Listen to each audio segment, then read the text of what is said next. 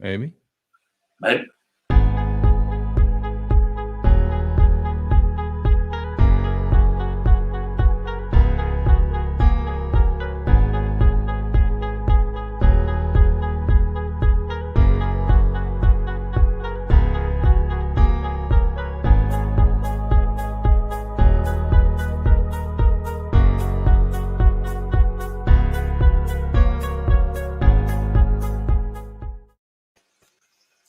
Good evening, everybody. Howdy, I'm Paul Dineen. This is my wife, Heather. Technical difficulties here. Technical difficulties. Hey, Brent, how are you doing tonight? I'm doing great, man. It's been that kind of week this week. Oh, it has. It's been an absolutely horrible night. We're going to push that because it's going to be a good night here. I'm looking forward to it. Oh, I know. Trust me, I know. I just saw something. I've got to look at something real quick.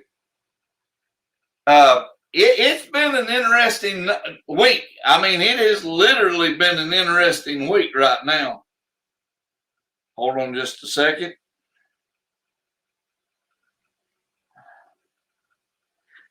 Well, it's one of those things. Technical difficulties have run us rampant tonight. We may or may not be live in some places. Yeah, I know. I'm fixing to check that. It looks like everything but the group here. So if you're... I'll get that. I'll get it right now. We'll go to this video, people. I know. Do not have a stroke yet. Here we go. I'm going to roll this video here, and we'll go for it. We'll deal with that. We'll be back on the other side of it. Howdy, I'm Paul Dineen. This is my wife, Heather, our son, John Paul. We also have a daughter, Lila, who is off in college, and another daughter, Amelia, who attends Waxahachie High School. We've been farming for about 25 years. We raise wheat, corn, milo, hay, cattle, and pigs, and we're about to add lambs. So we're very excited about the new stuff going on the farm. And we work at the local farmers market. We have a business called the Yellow Farmhouse, and you can find us there. We sell local meat cuts of our beef and our pork, and we will have lamb coming up. And we also sell chicken and eggs. So we're a great source for protein, local protein, so come check us out. We also do a lot of work in the schools. We try to visit classrooms and share what we do. So a little background on myself. I've been very involved in agriculture for a lot of years. I've been on the Ellis County Farm Bureau board since the late 1990s. I've served as past president there. I'm currently serving as state director for Texas Farm Bureau District 4.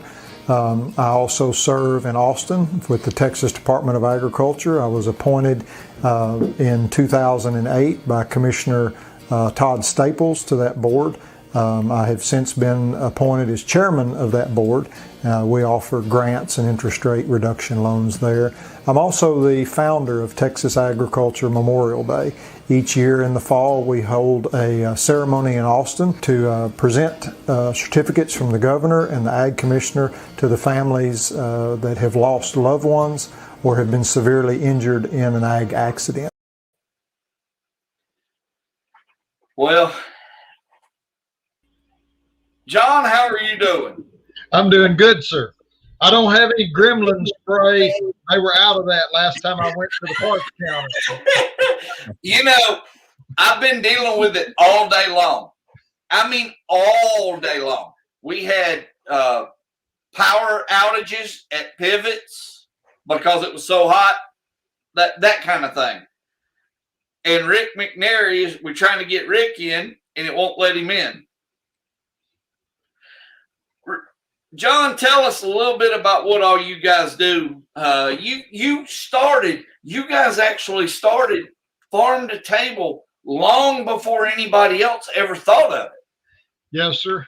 So, you know, we farm full time, and you know, the markets, they go up, they go down, and you don't have any control over that kind of stuff. And sometimes you got to buy inputs high and sell cheap, and you know, you end up at the end of the day wondering how you're going to go, you know, the next year. And so we just decided, you know, about 6 years ago or so, that we would start trying to direct market some of our beef. A couple of years before that, we actually direct marketed and milled a lot of our wheat, made wheat flour and sold that directly to the consumers. Just trying to have a little more control over that end price to hopefully, make things a little better for the family.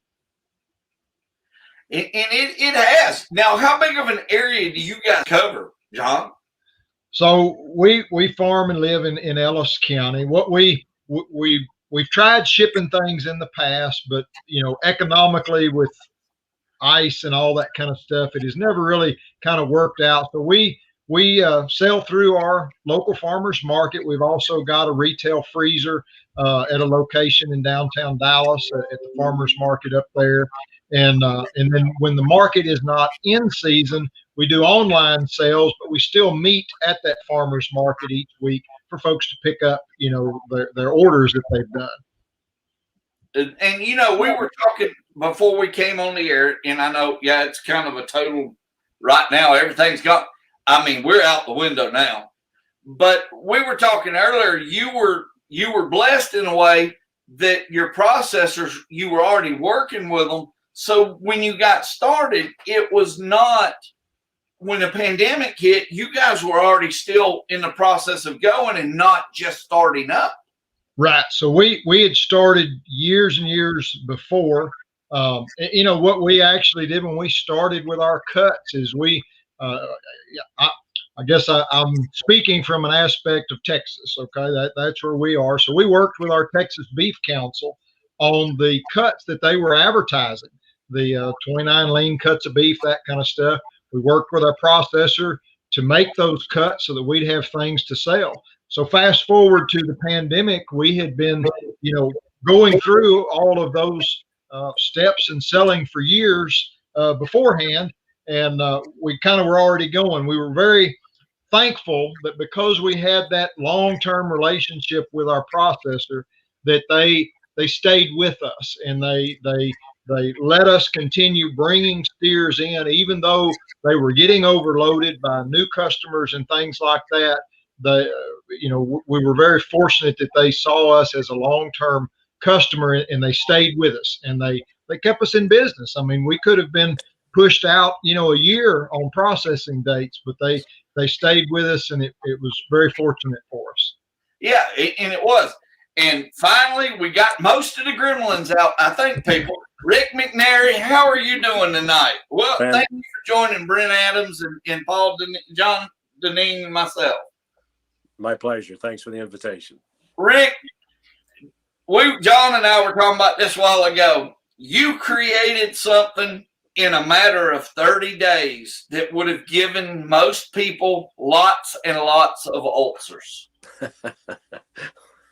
And I'm not sure, you and I have talked several times, and I'm still not sure how you remain sane during all this. Me too. Tell everybody a little bit about what you guys did in Kansas and how you put it all together. You bet. So I'm not a farmer. I don't have the courage, nor the faith, nor the intelligence, but I love farmers, and we had purchased some beef from a young ranch couple not too far from us, and had a great dinner of beef one evening, April 28th, as a matter of fact. And we're watching a Hallmark movie that evening, and my wife said she'd been to the grocery store that day and the meat counter was empty. I thought, well, that's odd. I know Katie and Craig Carruthers have plenty more, and that's some of the best beef I've ever had. So I thought, well, I wonder how I can connect my friends with people like Katie and Craig and others that I knew that sold direct to consumers. So I grabbed my laptop, and I didn't know much about Facebook groups, but I started a group and named it what it was, what I wanted people to do. Shop Kansas Farms. That's what I wanted them to do, and created it. And 2 hours later, I checked back before I went to bed, and it had grown to 400 people. And by the next evening, it had grown to 5,000. And 7 days later, it had grown to 50,000. And now we're right around 149,000. I'll never forget calling you. And I said, Rick, are you really sure you know how hard this is going to be? And you said, no, I don't, but we're going. Yep. And you guys have. You've tied in retailers all over Kansas. Yeah. Yeah, you know, it was a grassroots movement, and I was fortunate to be the connecting link between the people that were selling and the people that were buying. So you'll see with that number there, 850 farmers. So if we've got 149,000 roughly people that are members, 148,000 of them are consumers. Yes. And that to me is exciting. And so along the way, there's been a lot of learning that's gone on about how farmers talk to consumers and how consumers talk to farmers. One of the admins that jumped on really quickly was a good friend of mine, an editor, because I do write about farmers from the outside looking in, feature stories. And her name's Megan Kramer at the Kansas Farm Bureau. And I was walking like a little kid, walking along a dam, saw a little plug sticking out, and went, I wonder what happens if I pull this. And as I'm being bowled down the river, you know, in the flood, head over tea kettle, Megan jumped in quickly and became an admin, and I was surrounded by 7 really brilliant ones. And they helped me because we were getting hundreds of posts. And I started off with one simple rule, you know, just be kind. Kind of like my kindergarten teacher friend or niece says, you know, be kind, share. And if you don't, you're going to go to timeout. And then quickly that rule wasn't good enough. There were a lot of people that wanted to take it and make it what they wanted it to be. Some of it was very caustic, and so we had to come up with rules. And you were right, Brandon. It was a headache for quite a while, just trying to make it civil. Yeah, it is. For anybody that does not understand a Facebook group, if you could imagine taking a city, in your case, 149,000 people, you've got basically 5, 6, 7 people refereeing 149,000 people. And those 149,000 are going to have 130,000 separate opinions on how you need to operate the page. Yep. And somebody's always going to get their feelings hurt. Yeah. Even though you're trying to do the best thing possible. Yep. Somebody, and it's hard. It's hard to be that jerk. Yeah. Yeah. And I mean, I've got to say we have a great group of admins and moderators, and we've actually gotten the group now to where it's not as bad. But I was watching, and I'm watching your numbers, and I'm like, oh wow. I'm like, yeah, somebody needs to order sedation. Rick is probably needing. And then I saw that news story, and I was just like amazed. The one that the lady from Fox did, I think it was Fox did with you. Yeah. About the group. Yeah. Now, you guys are still running pretty hard and heavy with your group as far as touching in with not only farmers, but rural grocery stores. Yeah. So one of the things in my regular life and the job I have that is my calling and my passion, I've spent the last 20 years working in international hunger and relief programs. And in fact, a number of years ago, I learned back in the hills of Nicaragua, where people were farming behind oxen with a single bottom plow. Having a market for them was critical. They were hardworking people; they just couldn't get stuff to market. Yeah. Somebody would co-opt them along the way. And so, what happened with Shop Kansas Farms is it expanded the market for the people who wanted to sell direct to consumers or who already were, and then people who wanted to. And so, philosophically, behind everything that we do is really to help expand the market for the farmers who want to sell direct to consumers. Yeah. And so a lot of people do not realize what it takes to do that. Yeah. John, I know you dealt with it for 6 years. That's not an easy task to say, okay, I'm going to do this, this, and this week, because your orders change week by week. Right. Well, and it's one of those things, it's easy to say and it sounds really good, Right. but there's a lot of details, and it doesn't matter if you're selling produce or meat or whatever. Now you're adding a couple of extra hats. Now you've got to be the self-promoter. You've got to be the negotiator. And, last but not least, like you're selling beef, until all that animal is sold, meaning, the roasts and the ground meat and stuff, you haven't made any profit. Those ribeyes and those T-bones, you don't have to advertise those, but a whole steer is not made of one big giant ribeye. And so you've got to get creative, or you will find yourself with a whole truck full of ground beef and no steaks left, and you haven't made any money, and you've tied up all your money processing and animals, and you're like, holy smokes, how did I get in here? So it is good, but it is extra things that a lot of times people don't necessarily think about or realize. Yeah. And Rick, you learned that this year. You're not just dealing with beef. And of course, John, you've got lambs, you've got everything, but you learn real quickly that you've got to just diversify and spread out to do what you're going to do. Right. Now, here's the question I got for you, Rick. I was asked this question today by Facebook. I was on the phone with somebody from Facebook today.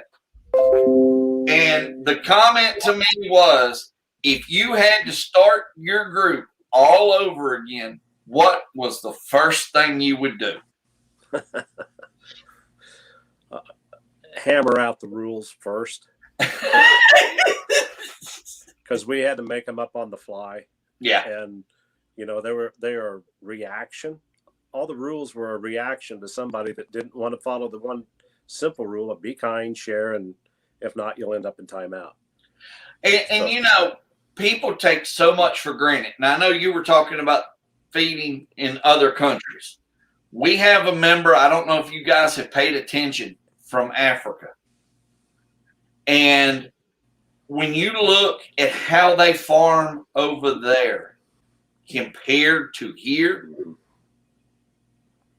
it's phenomenal. They've got, they'll go in a field with 30 guys and hoes.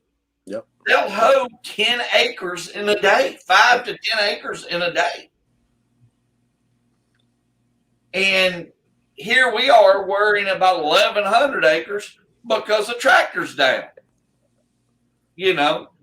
But it is, now, what's the most unique farm you have, Rick, on yours? Do you know?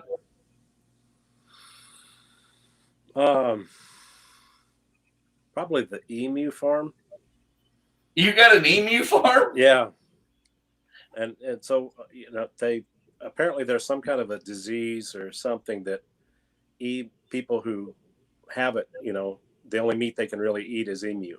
And Really? people who have this farm are eclectic and have a little bit of everything. It's a menagerie.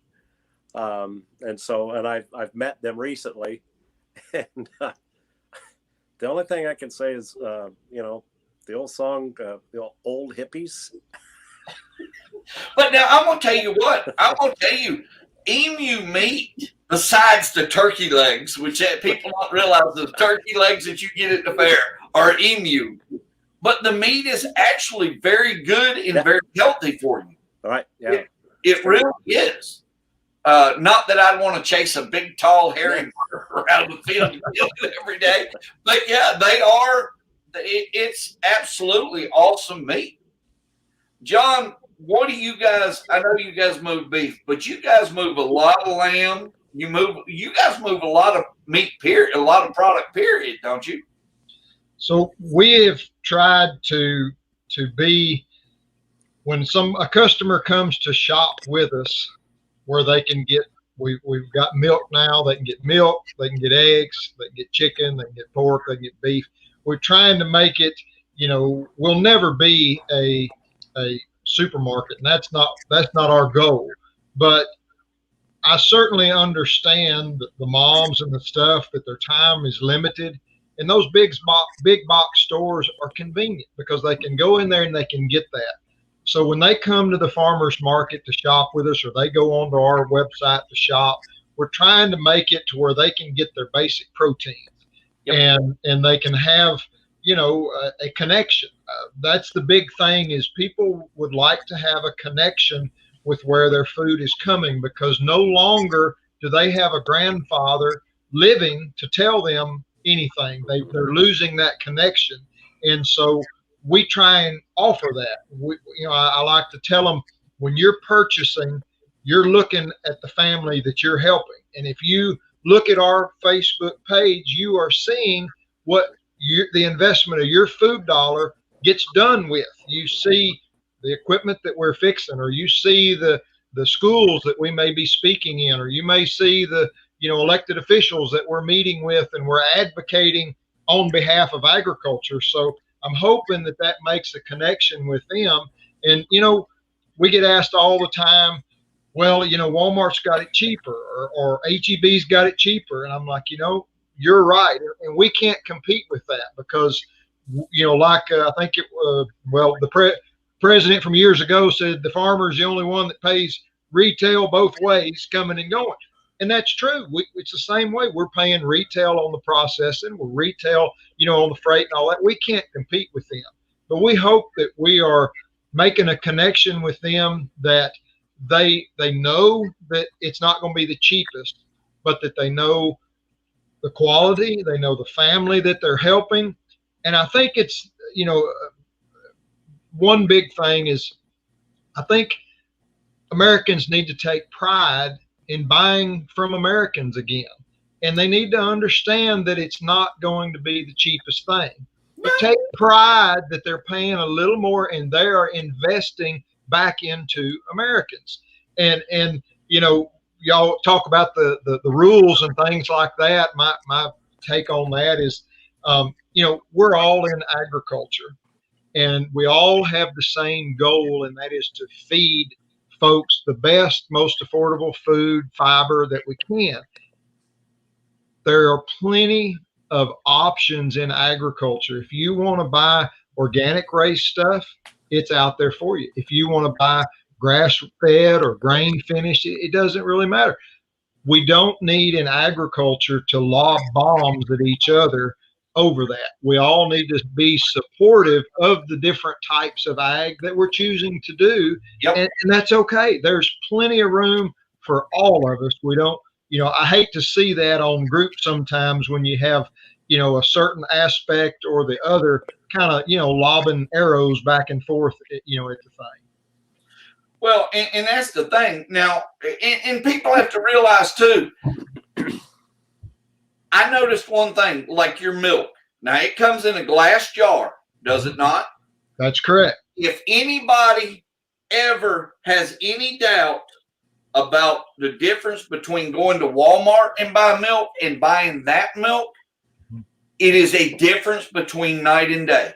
That's correct. Once you have that milk, you will never want to have Walmart. It'll taste fabricated. I guess that's the best way. It's a taste, and it's just permeates that plastic a little bit. The surrounding flavors permeate that plastic a little bit, and it gives it a little bit different. And that glass, it holds it in there. That was one reason we went with them. The other was, I got to spend the day with that family, and they're a good family. They're trying to share their agriculture experience with folks, honestly, openly, share how they do things about the dairy. And I appreciate that. And that's the kind of products that we try to sell, is that same connection. I can connect with that family. I've met with them. I know their intentions and how they're doing things. And so I can speak to that to my customers that have those questions. Oh, absolutely. And Rick, you see the same thing. You see, the products that these farms have, they're not products. These are not, there's a big difference in when you go and buy it direct from the farm. It's better. you're going to get what you pay for. Yeah. And one of the things people have asked me along the way is, will Shop Kansas Farms exist after COVID is over, whatever, however you'd phrase that? And I say, I believe it will, because of the power of storytelling. Yes. Because I've really tried to encourage farmers. Yes, you have a great product, better than anything else, but you have a better story. Mm-hmm.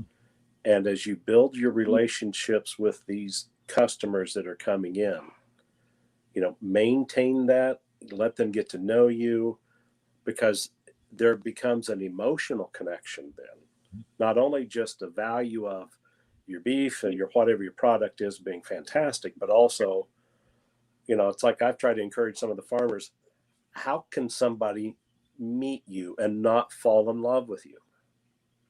When I'm talking to, big burly guys and maybe not so pretty women and just anybody, it's like they get around you and your values and your hard work ethic and the way that you treat and care for your animals.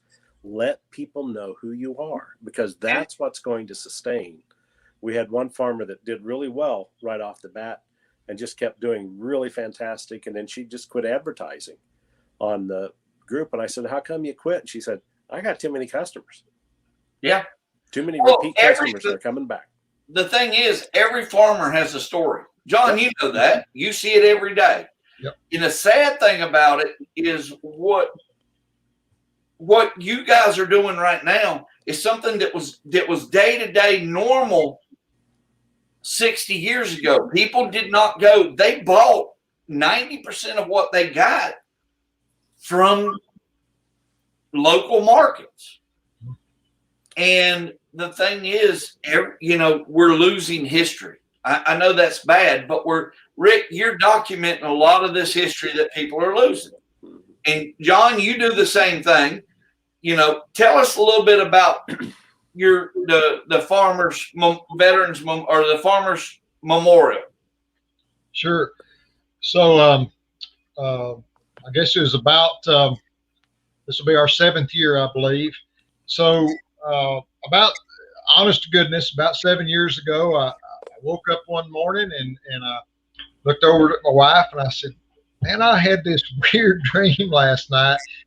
Sometimes we hear things on the radio or maybe we read something or what have you. And, it kind of comes back and we're trying to remember, where we heard that. So I was telling her, I said, I had this dream that I was in the Capitol at this ceremony. It was this memorial ceremony. And she said, well, you need to, Google that or something and see what that is. Must have been an advertisement you heard.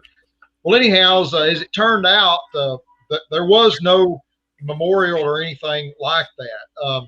So what that was, there are times in everybody's life, I think, that, God taps you on the shoulder and kind of asks you to carry a ball. And you can carry that ball and he'll open those doors for you, or you can pass it to somebody else. Well, I farm full time. I'm not an elected official or anything like that. And God gave me this ball to create the Texas Ag Memorial. When I said, okay, I'll do my best, he allowed me to meet with different folks through the Capitol, with the governor's office and everything. And so we now annually have a memorial in our state capitol in Texas, where we honor those that were killed in a farm-related accident, those that were severely injured but survived, or those that dedicated their life to agriculture and have passed on. We invite those families in. We give them a certificate from the governor, from the Texas Ag Commissioner. We also have it's kind of a two-part deal. We do an outside wreath ceremony where we have state FFA and 4-H officers present a wreath. It is brought up horseback from the Texas Department of Highway Patrol to the Capitol, and then we bring it into the auditorium there, and we presented on stage to the families of the honorees. So it has been a special way, I think, for Texas to say thank you to those farm and ranch families from agriculture, because there's a cost to providing food and fiber, and I don't mean monetary. Sometimes there is more than a monetary cost. There's a brother, a daughter, a son, a father that died providing that, and a lot of times the public doesn't see that. And those families, those cows still have to be fed the next day. Those crops still have to be harvested. They have to go on, and that's very difficult. And I say that from experience. My son was killed in a farm accident, and to get up the next day, and you basically have to decide, am I going to continue this life that just took my son or daughter or what have you, or am I going to do something different? And there's those that have chosen to keep going, those that haven't. But I think this ceremony is very appreciative from those families to have that acknowledgement of what their loved ones did. Oh, absolutely. I think it's awesome. I really think it's totally awesome. Now, Rick, you guys, where are you guys looking to go from here? What are you looking at now? I know that it's a continual thing for you guys, but what are you looking at now for you guys? So early on, one of the requests was for a searchable map and directory, and you can't get Facebook and Google to play well together. No. So my wife and I decided to form Shop Kansas Farms LLC and invest in our own money, because I believe real strongly in this. As to me, it's a gift from God, and part of my job is to steward it. Yep. And so we invested in a website, and with that searchable map that you loaded up. Another thing that we've seen is farmers need help selling and reaching out to a new market. And for example, one farmer sent a post through that had a picture of 5 hogs laying in mud. And he's like, I've got these going to market, do you want them, type of stuff. And I messaged him back and I said, nobody's going to buy those things. Put a pork chop on the grill on there. People aren't used to walking into the grocery store and seeing 5 hogs, a picture of 5 hogs laying there, So you need help marketing. So anyway, having a digital platform. And so we've just walked out, and you're seeing them right there. That's brand new. That's a week old, but it's taken us about 7 months working with a web company to develop. It's a digital storefront. So they will be able to sell on our website, upload their products, and we will be helping them market. We'll be driving people to them. We'll be doing SEO, radio advertising and things, because they will be our job. We're really committed to helping farmers sell more. And the way we've structured it is that there is a fee. There's basically a front end fee for getting the digital storefront. And then for every transaction, and that's a one-time thing, for every transaction that they do, kind of like an Etsy store, we'll collect a fee. And so the really neat thing about it is the only way Shop Kansas Farms will make any money is if farmers make money. So We're really committed. And part of we've had 2 mottos internally with the Facebook group, and it's been to protect and to prosper farmers. We don't let people be bad to farmers. We don't let farmers be bad to each other. Yeah. And we want to help them make money. And so we're really committed to that. So these digital storefronts will be housed on our website. People have their own website. That's fine too. This is just a new type of marketing, a new type of advertising, that we will be helping with SEO, and we'll be doing billboards. And, because right now we have 148,000 consumers on our Shop Kansas Farms group, but there's 2 million people in Kansas. So my passion is to try to figure out how to reach the rest of those consumers. And you do that through radio, you do that through the web. And quite frankly, Facebook's getting more limiting about what they allowed to be posted. And with the current culture, I'm a little concerned about the future of Shop Kansas Farms on Facebook. Well, and you're not the only one. We run into it. We run into it with farm life. And John, I know you run into it too. Right. I got a notification. I got a notification from Facebook about that they had removed content from one of our farmers over milking a cow. They had the video. I mean, it's all done by computers. We know that, but that is just it. That's where we're going. Mm-hmm. You know, people need to understand that the farmers do not abuse their animals. First off, those animals are family. That's their business. That cow that you have in that freezer, that was part of business. You don't go and abuse what you have in your business. You won't be in business very long. And that's a big part of that learning curve that we talked about earlier. It's that marketing, and you've got to think with a whole nother set of eyes. You've got to think of the consumer in their apartment or in their house or in their addition, wherever they may be, looking at your pictures, your story that you're telling, and you also have to look in the background of what else is back there.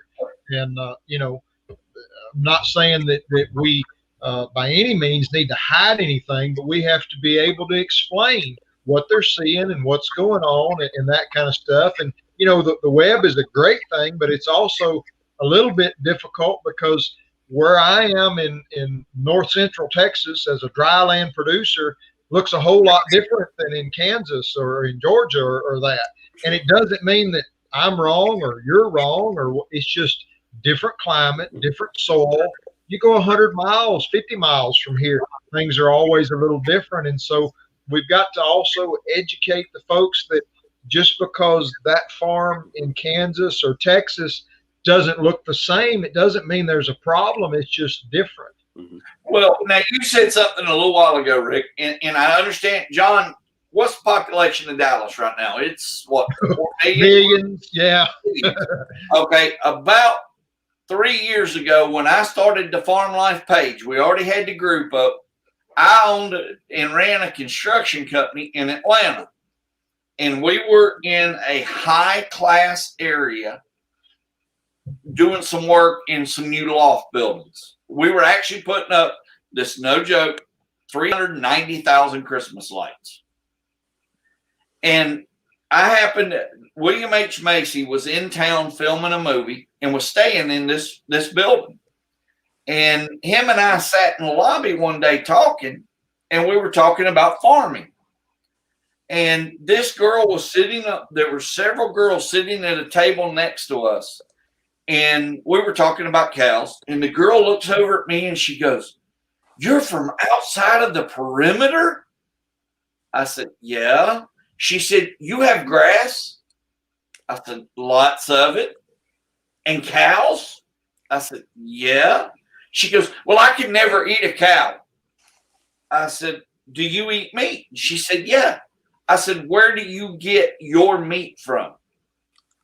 She said, "Whole Foods." I said, "Do you know where it comes from at Whole Foods?" "Yeah, the Whole Foods meat factory." And that is a sad thing, but that is true. There are people that do not know where their food comes from, and for God's sakes, have this idea that the grocery store, because it's called a certain name, creates their own meat. Not sure they've figured out how to do that one yet, but it is. You guys, both of you guys make awareness of it, and that's something people don't understand. Sadly, very few people know where their food comes from anymore. Very true. And you know, the other misconception is they feel that a lot of farms or farmers ranches are institutionalized or commercialized or whatever. And that is very, very far from the truth. The 98% of the farms are still family owned. Now, because it may be his uncles and brothers, it might be a business corp, but it doesn't mean there's not a family behind that thing running that operation. That's another big misconception. Yeah, absolutely. It was funny though. At the time, my son was still showing livestock. So I had some videos on my phone and I had pictures from a show he had just done. We had been at the Georgia National Fair, and there was a picture on a newspaper of my son laying on the ground with his steer, and his steer loved to, no joke, his steer loved to watch Facebook. I have no idea why, but there's pictures of him laying, the two of them laying together, and they were just amazed. They were like, they're cows. I'm like, no, they're just humongous grass puppies. That's all they are, and that's, but it's just hard for people to understand that. Yeah. It's that connection, and that's what it's up to every producer, whether you're row crop or vegetable or pecans or whatever, is to try and make that connection with their niche of how they do their farm or their animal or their pecans or their Christmas trees. I mean, whatever their business is, they have to be able to learn to market, promote that, share, that story, and, be willing to answer those questions and those hard questions, because they're not all just, softballs lobbed up there. You get some pretty hard-nosed questions sometimes. And, I think we need to be able to step up as producers and be confident that, we're not doing anything wrong. We abide by the highest standards of anywhere in the world in all that we do. It doesn't matter whether it's animals or chickens or whatever. The rest of the world looks for that stamp, product of USA. Yep. And there is a value in that, and there's a reason for that, because we do it better than anybody. And I'm glad that they are now looking back at country of origin labeling. I am really glad of that, because there is products that come out of other countries to here. People, you need to look at what you buy. If you're going to buy a product, I don't care if it's blueberries. I don't care if it's, well, tequila only comes from Mexico, but it is, there are products. Look at your products, watermelons, look at where your products are coming from. There are American farmers every single day that are struggling because the price coming out of another country is not even the cost of what labor to do it today. But we've got to be sure, and we need the public to understand that all things are not available from your local producer all year round. We have growing seasons. Now, because of the world trade and all that, you can now get anything anytime you want. But we need the consumers, that if they want to invest in those local folks and everything, they have to understand that there's going to be times of the year that they may not be able to get whatever that product is in there. We see that all the time at the farmers market is, they want a vegetable or what have you, and it's out of season, and they're like, well, why don't you have that? And so we have to, remind them that this is a market. Just like with us, they're like, and I get this each week, I'm sorry, we're out of ribeyes. Well, will you be able to pick some more up for next week? And I said, and I say, well, now remember, we raise these animals, and we will not have more ribeyes until we process another group of steers.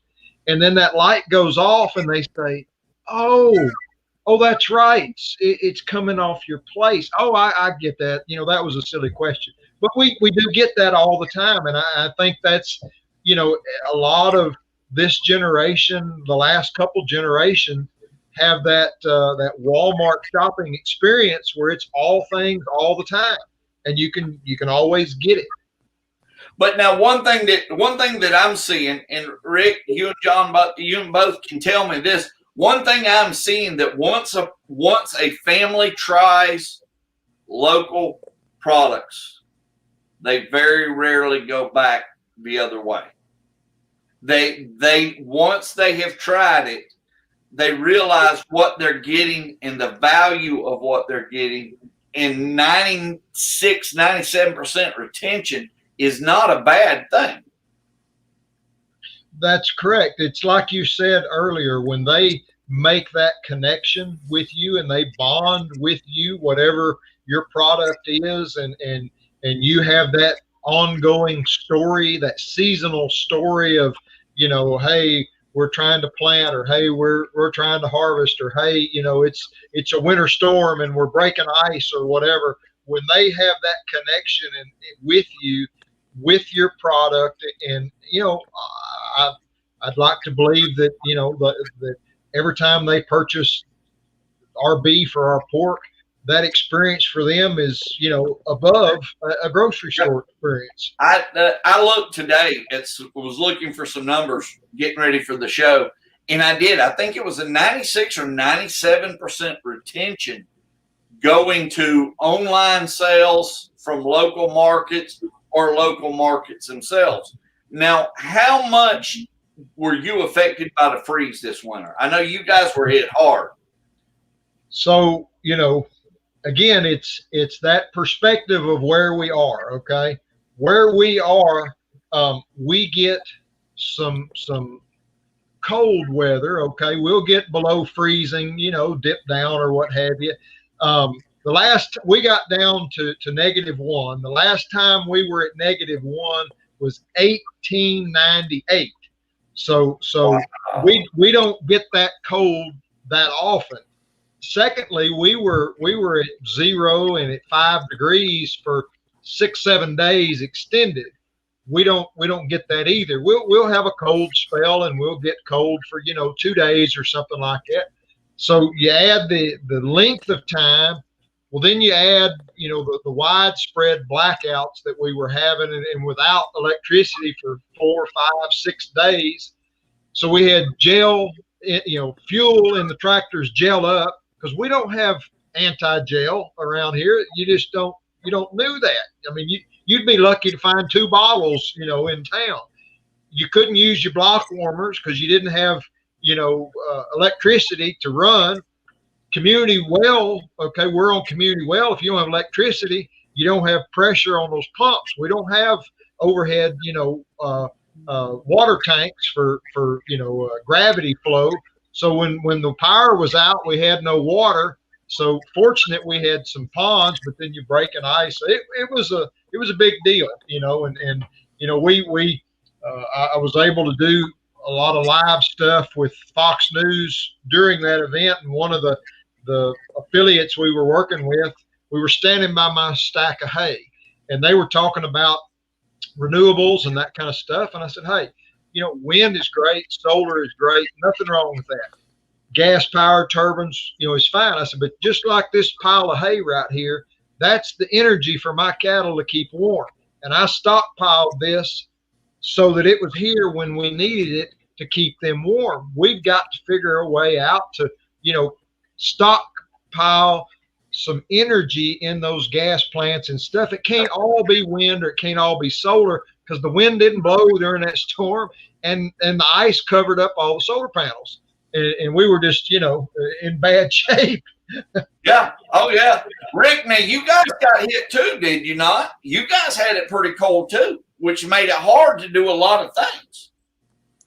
Yeah, in fact, the most reacted to post in all of the last year was on the coldest day, when one of our farmers put a little live thing up, and we let her, because we usually, it's all about selling, you know, beef, but we don't try to get into that part of it. We figure they can do it on their own. It just causes trouble if we do too much of that type of stuff, because usually farmers start in after each other on how they're doing things. And so but that day and those 2 or 3 days, we let that happen. One post had 13,782 reactions. Yeah. One post. One post. And that is, you know, that's the thing. I mean, it is, you don't sometimes, and I know you probably do this. I get down sometimes. I'm like, sometimes have I really made a difference with some of the things I've done today? And then you see something like that, and it's like, wow, yeah, you know, we've done something. Well, that goes back to what you said about the store manufacturing their beef. Stories like that, it doesn't turn off when it gets cold, and it doesn't turn off when the electricity goes.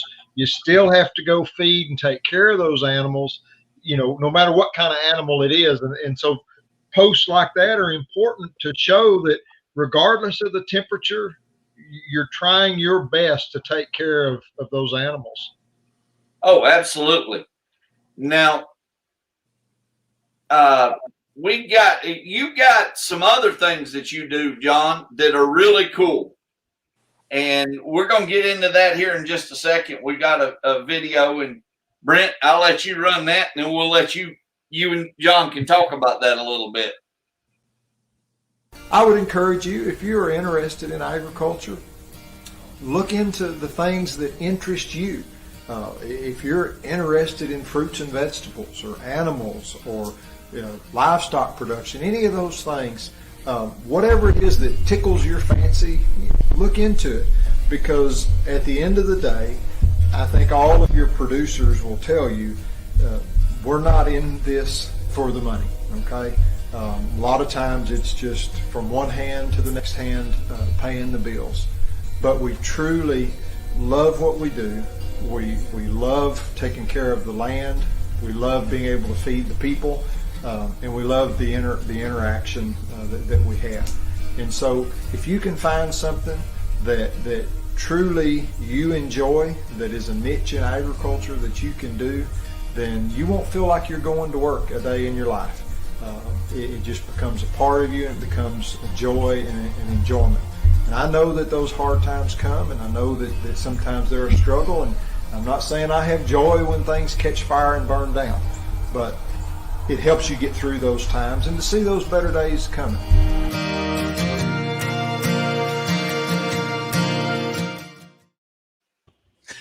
Well, John, to kind of set things up here, I know,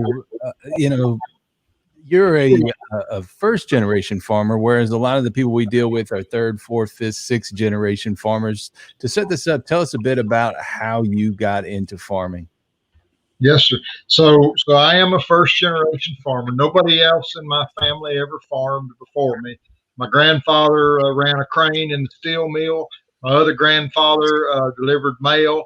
My dad worked for a business in Dallas, and my mom was a bank teller. And so how that all started was when my folks moved to Texas, and then I was born here. They had the proverbial 10 acres, and they had a horse and that kind of stuff. Well, back then, you kind of had to source your hay and things like that from local producers. Well, they had a local farmer. They had settled here in the 1890s and had been generational farming. Well, he would come around and he could see my interest in the things that he did, and he invested his time in me. If he hadn't had invested the time in that little boy asking all them questions, I wouldn't have my love for ag. That's where my love for agriculture started, as a little boy, with a gentleman that invested time, took me around and showed me his animals and his operation. So from the time I was, 4 or 5 years old, if you ever asked me, what are you going to be when you grow up? Well, I'm going to be a farmer, And I'm very thankful that, God allowed me to do that. There's been all kind of things through my life that at any given time, I'd had to hang it up from things, but there were blessings. And my wife says it best. She feels that, your farmers and your ranchers are called by God, much like, pastors and things like that. It's a calling that these folks have, and God will take care of them as long as he wants them to go ahead. And when they're done, then he'll call them to something else.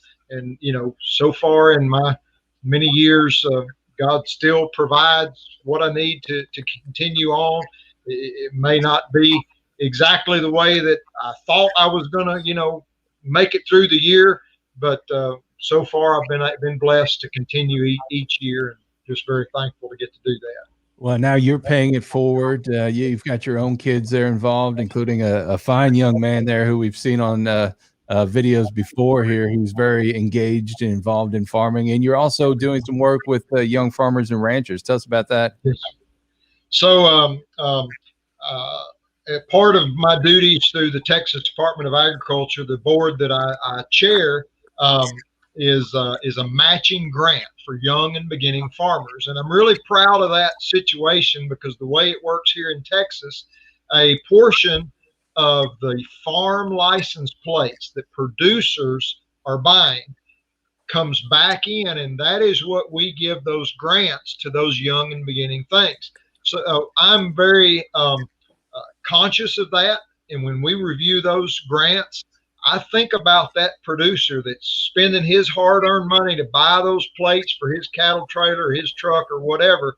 And I want to be as diligent as I can with that grant money that comes from him. And it's really cool that production agriculture is fostering new and beginning agriculture in there. So it's really cool to see those grants every year, and the different things that the young or beginning farmers are trying to do. And sometimes it's just it's an operation where maybe someone has graduated college or graduated high school, and that normal production, there's just not any money left. They've got to find a little market of their own to adapt, to be able to come back home and still continue. Yeah, they do.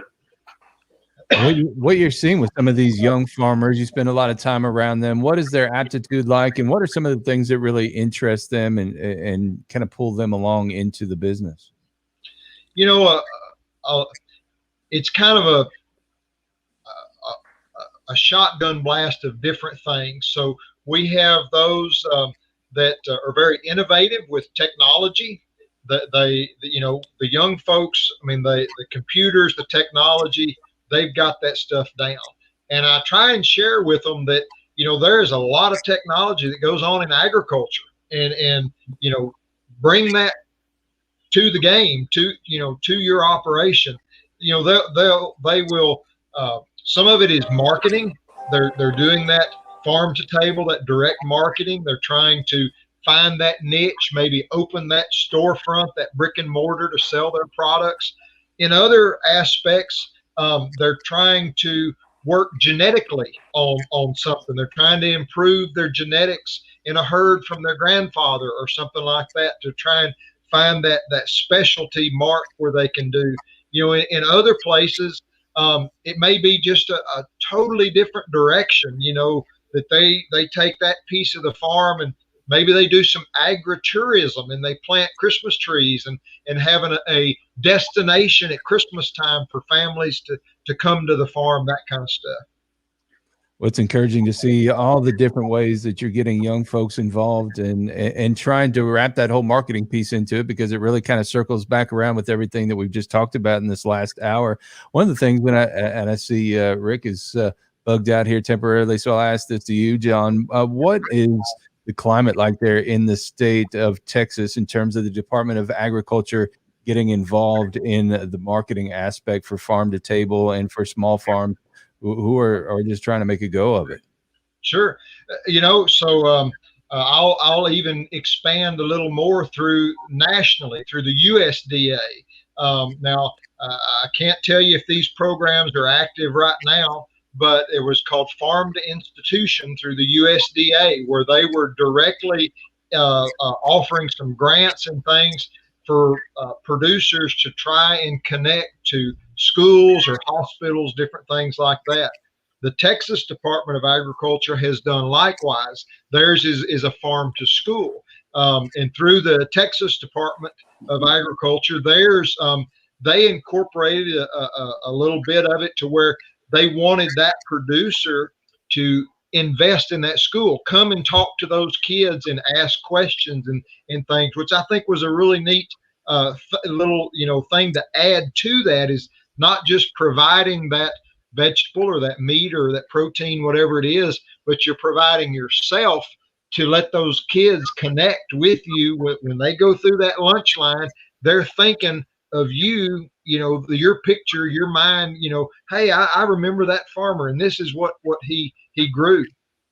Yeah. Well, I know a big one here living in the Louisville, Kentucky area is Kentucky Proud through the Department of Agriculture here in Kentucky. And they've really connected with a lot of small retailers, but also a lot of restaurateurs and chefs, and really created a great cottage industry for just gourmet cooking using farm to table methods. What are you guys seeing there on that front?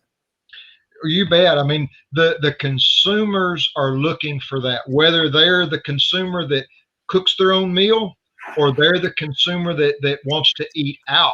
They are looking for restaurants that will connect back to a producer, whether that's a meat producer, a vegetable producer, even craft breweries, now they are looking for that. And the state of Texas has a program, it's called Go Texan, and it connects all those dots. So I'm a producer, I have my Go Texan certification. Then when I sell to a restaurant, that restaurant can be a Go Texan restaurant, which means they source their products from a Go Texan grower, and it just connects all those dots. And then those people can look at websites. You have branding that goes on there, so those restaurants, they're branded, and so it really does a nice job, in Texas, of you can track what restaurant is doing that and where it came from. Hey, John, did you see what Steve Patman said? I didn't. What's he got here? I hear you, Steve. And,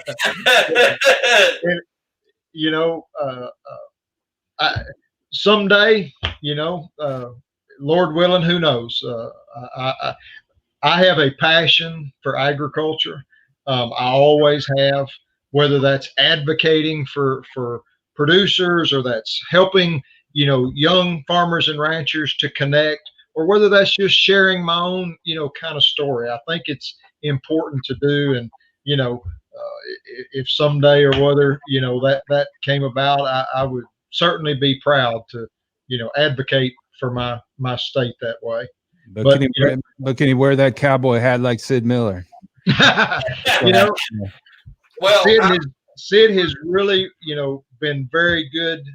He helps every year with the Texas Ag Memorial, and he goes out of his way to support those families and honor them. His staff there, they do a lot to help us with that memorial every year. And I enjoy working with him. And when he retires, then maybe we'll see where it goes. One of the best in the country. It's always great to see what they're doing down there, and very hospitable every time we've been down there. Yeah. Well, Brent, it's been one of those weeks. It has been, and it's not over yet, sadly. No, it's not. Rick just said he had another meeting he had to catch. And y'all, if you're in Kansas, go and sure enough, go to shopkansas.com. Rick has worked very hard. His team has worked very hard, and they do have a great setup. Brent, what have you got in store for the rest of the week? Yeah, well, I tell you what, it's been a busy week. We're just getting back on the track here after being out in Virginia here the past couple of days here, working with our buddy Wade Jennings, getting the new theme song together for Inside Farm Life here. So we're really excited about that. Had the opportunity to go to the studio of Ben Jones, who played Crazy Cooter on the Dukes of Hazzard in Luray, Virginia, and get that song cut. So we got to spend some time out there, and you'll hear from Way on this week's show. We did an expanded interview with him that you can only get on the Inside Farm Life podcast, which is available right now. It just dropped right before the show. You can find that at Apple Podcasts, Google Podcasts, Spotify, Stitcher, TuneIn, iHeartRadio, Amazon Music, Deezer, Audible, and Odyssey. Also on there this week, American Farm Bureau Federation President Zippy Duval. We had a chance to spend some time talking here last week, and he talks about some of the legislative priorities of Farm Bureau for the rest of this year and beyond. And also, he's doing a lot of traveling around the country right now, and listening. Zippy's a good man. Yes, absolutely. And he's listening to all the farmers and ranchers that he comes in contact with and processing all that information and then kind of taking that back. And that's going to help drive some of the policy initiatives going forward. So we talk a whole lot about that. We also kind of get in the first sneak peek at the annual convention, which is going to be held in January in Atlanta, Georgia. So we got that going on.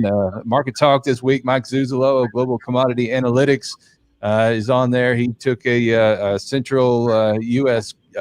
crop tour, check out the corn crop and much of the central part of the country. And in some parts it looks good, some parts not so good.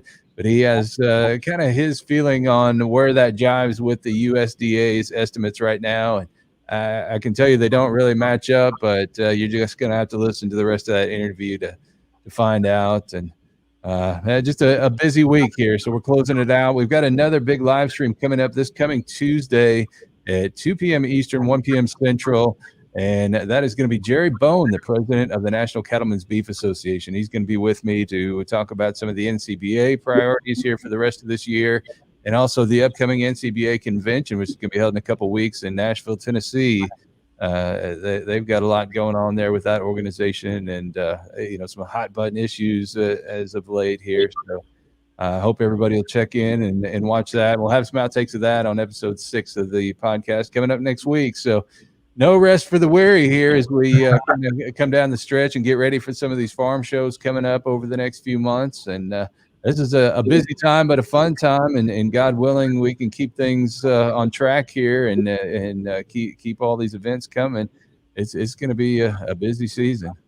Yeah, you're going to be at Farm Progress Show here in just a few weeks. Farm Progress coming up, the Farm Science Review in Ohio. Dakota Fest. Nebraska Husker Days. Yeah, Sunbelt coming up in late October. So there's a lot. Unfortunately, I don't get to go to Farm Progress this year. I have an extended vacation coming. If you could call it that. I am going to drive somebody crazy. By the time they allow me out of bed, somebody is going to be crazy. And usually the one I call or text is Brent or Lori. So somebody will be ready to kill me before we're done. But now, you guys, I just got a message here just a second ago. We had some farmers hit this afternoon extremely bad in Cedarville, Ohio. Storm come through and did huge amounts of damage. So keep the farmers that got hit today, because we all know what that's like. You can be plugging along and having a great year, and in a matter of just a few minutes, your whole year becomes a bad one. All right. Well, all up the East Coast here. Just some of that area I was in yesterday, Virginia and Maryland. That area got pounded today too. So a lot of that corn was looking really good here. We'll have to wait and see what it's looking like on the other side of this. But tough to hear this late in the season. Oh, absolutely. Well, John, it's been an absolute pleasure having you with us tonight. And thank you very much. Everybody, if you guys will join us next week, we'll have another great show. We're glad you guys joined us tonight, and come back and see us next week. You guys be careful out there. This weather, we're hot, we're cold, we're getting rain. Don't get in a hurry. It's that time of year to just focus. There you go. You guys have a great night. We'll see you guys next week. Same time, same place. See ya.